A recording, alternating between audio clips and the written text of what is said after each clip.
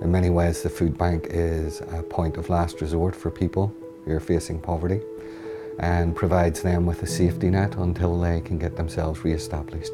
We have something like 3,000 families within walking distance of here who are in the poorest 1% of the UK population. The people that come through our doors are many and varied. The reasons they have come here are quite often complex, not just necessarily based on unemployment or benefits being stopped. The food bank would feed quite a number of people over the year. In any given week, we would feed towards 1,000 people. The food packages that are put together are really a variety of different canned and dried goods, and they're to help families really sustain themselves over 3 to 4 days. Once they get that help, off they go, and we've had quite a number who've turned their lives around and got back into work again and are contributing to the community and donating to the food bank and volunteering in the food bank. So that's a lovely thing to see. The logistics of this operation are staggering. We get through between 5 and 10 tonnes of food a week. We distribute around about £500,000 worth of food every year.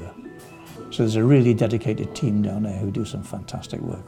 Food is donated to us by a variety of sources, but it's the local giving that makes a difference, and it really is very heartwarming when you see the different sources that comes forward and the goodwill of people that just come in through our door. We started around about January 2017 when one of the lads noticed that the Liverpool fans and the Everton fans had formed a food bank and thought, well, we've got the biggest food bank in the country here, so we should do something about it.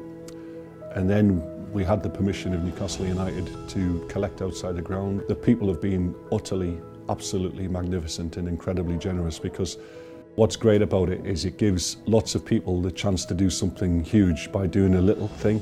Somebody gives us 10 pence, well 10 pence will buy a tin of beans. We've had phenomenal support. So the people in Newcastle are absolutely behind us in what we're doing. It's nice to see people in the city wanting to help those who are in need in their own place.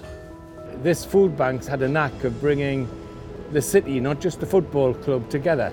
The food bank has united us all in supporting the community. You're helping other people have food and make sure they get what they need, no matter what it is. It's really important because not everyone's as fortunate as you. Today's been really successful because we're coming up to Easter and we've collected 400 plus Easter eggs. That means every kid in the food bank will get an Easter egg this year. We've had what is called Newcastle United. United as a community, united as a city, and united as a football team.